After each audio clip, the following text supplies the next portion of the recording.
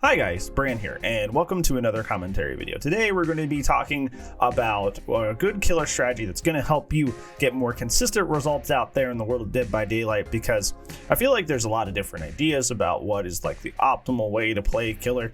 Obviously a lot of survivor mains will tell you it's like 4-hook everybody, never tunnel, never camp, blah blah blah. And then killers obviously like tunnel one person out early, that way the rest of the game is easy. But there's a nice middle ground in there that I think is the place you want to be at. Before we get started talking about that, make sure that you like the video if you actually like my videos, because that's the way I know I'm doing a good job. And if you want to stick around for more of my daily uploads, because I do upload daily, make sure you subscribe or else they won't show up on your YouTube homepage. So yeah, on that, let's go ahead and get started. So what is this strategy that you want to follow as killer? So like I said at the beginning of the video, some people think that you gotta like 4-hook everybody, which is good if you have barbecue. And some people think that you want to like go after one person only, get them out as early as possible, so the rest of the match is a 3v1. In reality, what you really want to do, what is the most optimal thing for you to do as killer, is to focus 2 out of the 4. Obviously, this is easier if you can spot out the weak links in the team earlier, but in general, you want to really focus 2 members of the team instead of the whole team, because any sort of survivor team, even if they're coordinated or not, it's generally a better idea to stay split up, so that you're not getting multiple pressure on a bunch of people at the same time. So in general, survivors will tend to stay apart unless they all have like prove thyself and stuff. In that case, they might stick together, but for the most part, on average, survivors don't like to stick together. So trying to focus a team of 4 people at the same time really doesn't work out the way you think it would, even though it is like the fun way to play, the quote-unquote fun way to play. And obviously it's really, really good if you bring like barbecue or like grim embrace or something like that.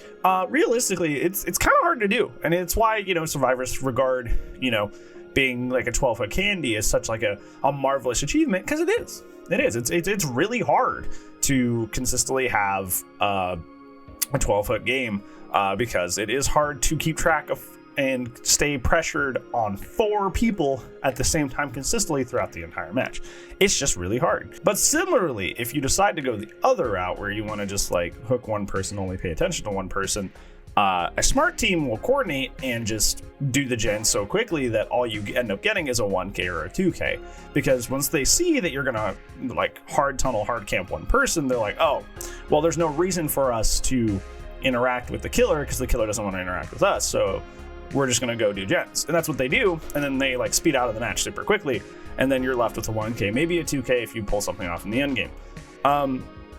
So your more optimal thing to do is to chase down 2 people, find 2 people, preferably the ones that you have easier chases with, and focus them, because that's kind of the nice medium where everybody's happy and you're still getting tons of results. You're not trying to hunt down 4 members of the team at the same time and enact a crazy amount of pressure that's really hard to pull off and then coming up short.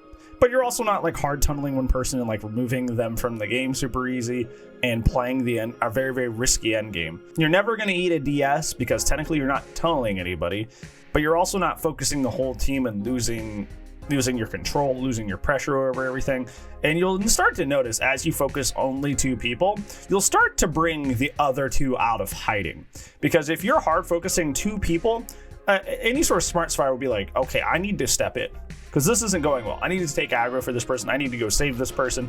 So those people that are usually good and like are usually not out of position will find themselves out of position because they're having to come help the 2 people that you were hard focusing throughout the match. So even then, it's not like you're just like negating your barbecue stacks. You're like, oh, I'm never gonna get barbecue now because now I'm only focusing 2 people.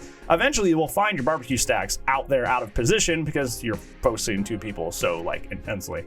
And in this situation you ended up in, you end up killing somebody relatively quickly because you're focusing. You're not trying to pressure the whole team. You're just trying to pressure 2 people. And you get somebody dead, not as early as if you would like tunnel one person, but you get somebody dead relatively early, like at like 2-ish gens. And then the next person you find is your other target, which is probably already on death hook because you've only been focusing those 2. So you have 2 people dead by 1 or 2 gens. So before endgame, on average, you're gonna have at least 1 or 2 people dead, which is really, really good. Really, really good. So that whole endgame situation that's usually really stressful ends up being a 1v1 or a 1v2, which is a lot better. It gives you more consistent results in that end game scramble, which results more in a 3 over 4K, which is what is more contemporarily called a win, versus, you know, the other methods of playing the game. So yeah, that's my take. I think it's a lot better to try and focus on 2 people in the match rather than all 4, or just 1 person. I think it gives you the best of both worlds when it comes to your results.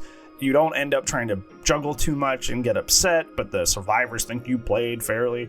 And you also don't end up tunneling 1 person for mixed results and then everybody hates you. Like, you end up in this nice little middle zone where you're still winning a majority of your matches, but nobody feels like they're being tunneled, and you know, you're actually getting a lot of chases, and your results are way more consistent. So yeah.